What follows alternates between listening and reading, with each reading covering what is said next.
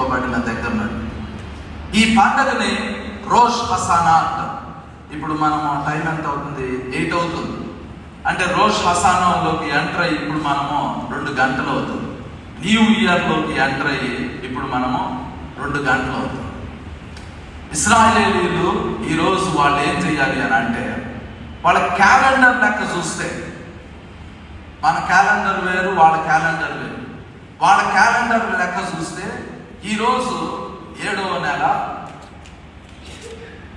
మొదటి రోజు. ఈరోజు 7వ నెల ఎందుకు వచ్చింది? ఈరోజు ఫస్ట్ రావాలి కదా, మొదటి నెల రావాలి.